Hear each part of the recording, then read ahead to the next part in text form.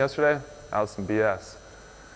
I tried all those things, and sometimes you don't reach them the way you want, but again, it's our job to continue to try to figure it out. And it's a constant, with some players it's tough, but we had meetings with our staff recently, and if it doesn't work out, and it's not always their fault, it's not always our fault. It's just some weird combination of both, but it's our job to try to find avenues to get them better. Okay, go ahead.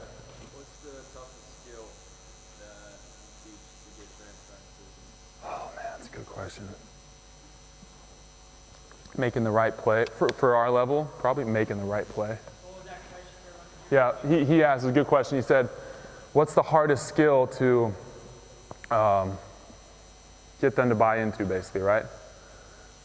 Or to have transfer over to a game. And it might not necessarily be a skill, but it's to get them to make the right play for the right reason, when it might not always pay off for you.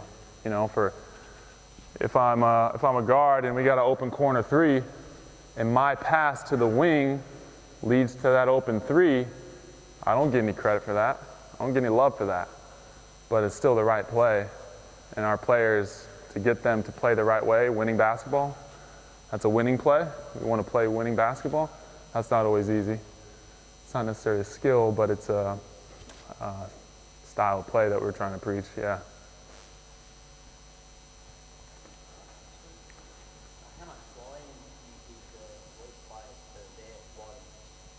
Say it again, I'm sorry. How much volume do you give your elite players for their bottom? Well, that's a good question. Like a guy like Vince Carter, some of the better players on our team, their vitamins are going to look different than Cam Reddish, who we're going to have this year. Rookie, his vitamins are full bore, 25, 30 minutes. He's going to leave feeling exhausted, tired, like he got his butt kicked. John Collins and some of our guys that play a lot of minutes, they're going to leave feeling good. They're always going to leave feeling good. But vitamins for young guys are real workouts because they don't get their work in the game. That's a way to get them their extra work.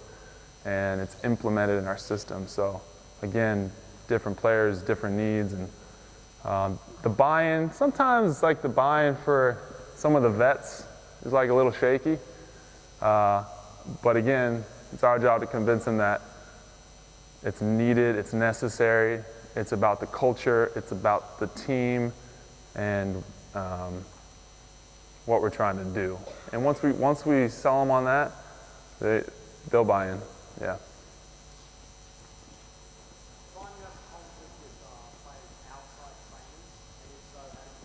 Say it again, I'm sorry. I think there has probably been in the past, but not so much conflict. We've had some really nice relationships with them too, where we're in communication and they know what we want those guys to work on. And a lot of times they do, and they do a great job, and they come back and it's all good. But sometimes it's not always the case. And I'm not gonna hate on anybody's way to make a living or anything, but yeah, we try to, if we do have a relationship with them, just hit them like, hey, we're really focusing on this summer. If you could keep that going, that'd help us out a lot. Yeah, but sometimes there is a little bit of tension. Just want to know your thoughts on approaching developing a three-point shot for kids, like how time expectations. Yeah. Sure, yeah. That's a good question because it's changed so much, even in the past like 5 and 10 years. Just to give an example, Dwayne Dedman, I had Dwayne Dedman in Orlando, his second and third year, and he didn't attempt 1-3 those 2 years in Orlando. And this past year, he led our team in three-point percentage. Yeah, and he attempted over 2 a game. And they all came from the corners almost. So the way we space early in transition, just like we'd run to the rim, we're never going to post up.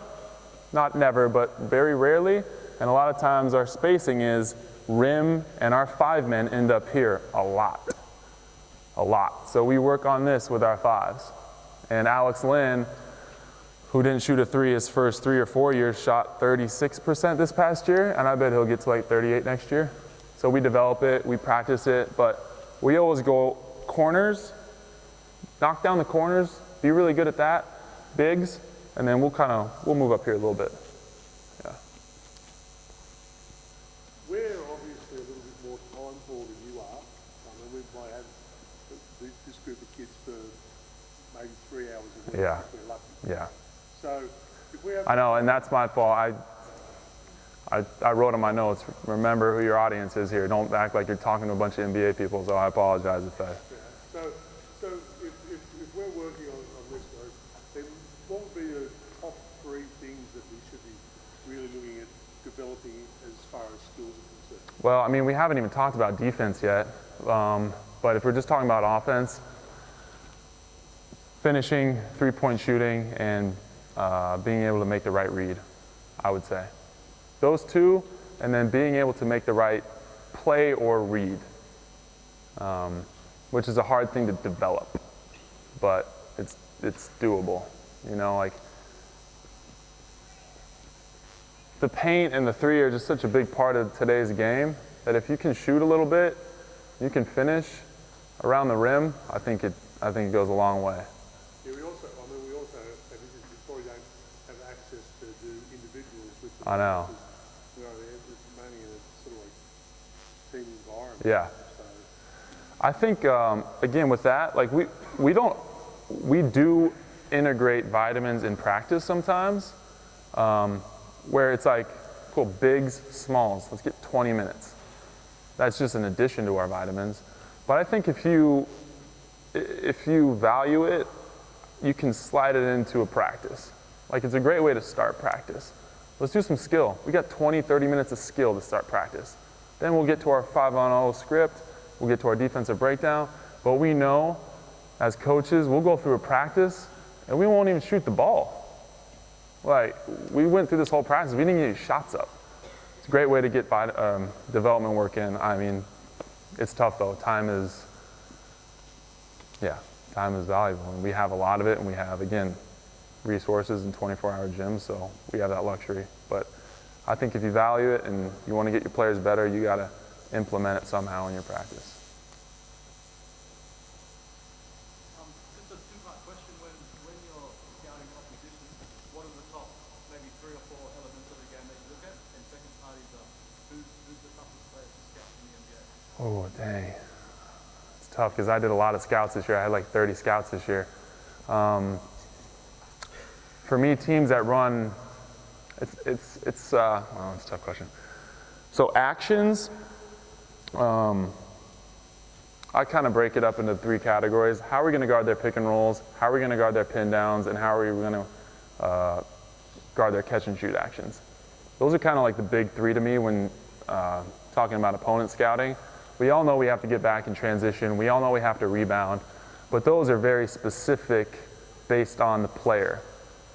And so we're guarding a guy like LeBron or Giannis, and we're going to coach that walkthrough where if Giannis brings the ball up, we want you picking him up here. And that's a very specific game plan, but it's not necessarily the hardest game plan to come up with. It's really hard to do in the game though. The ones that are tricky are teams like Boston or Toronto that have multiple screening actions and tons of movement. When it's a guy like LeBron, we know what we want to do versus him. We know his coverage, but doing it on the floor is a different story. So yeah, like the teams like Boston and even Brooklyn had really good stuff. Philly, teams with multiple like dynamic players, 1 or 2 or 3 superstars. It's like, what can you do? Anybody else? Yeah. How would you advise discipline players to follow? Sorry, say it again. What would you advise discipline players to follow? An undisciplined player? I think giving them a plan, somehow giving them a plan is always a good thing, because our undisciplined players kind of flew by the seat of their pants, and they were in outer space a lot. But when we sat them down and we're like, here's the 3 things you need to work on this off season, here's how we're going to do it, they're like, okay. Like, they kind of could see a game plan. I think that helps, rather than just saying it. You know, like, no, here's how we're doing it. We're working out these days, we're working on these 3 things, and that's all we're gonna do. And so I think we did a good job of that this year, of being specific and forward anticipatory about what everybody needed. And yeah, I think that helps. Just giving them a plan, outline. I think we could go for how it was important and ask some questions. As we sit there, we think about what we want to say. But before I close it, William. You want this? So I'm going to try and save my voice. We've got another 3 days of basketball to go. Yeah, I can't see it, but you know. Am I done talking to him? Yeah. Thanks, guys. Thanks for coming and listening to me ramble.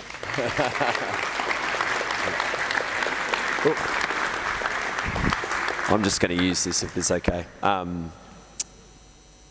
I guess firstly I want to thank you all for coming out and investing in your own development. I know there's tons of things you could be doing on a night off, spending time with family. Everyone's got busy lives, so it's so awesome to see so many people out here trying to get better as coaches. It's brilliant. So I love seeing that. I think a special mention to Daniel and the Hills Hornets for putting this on, if we can put our hands together for them.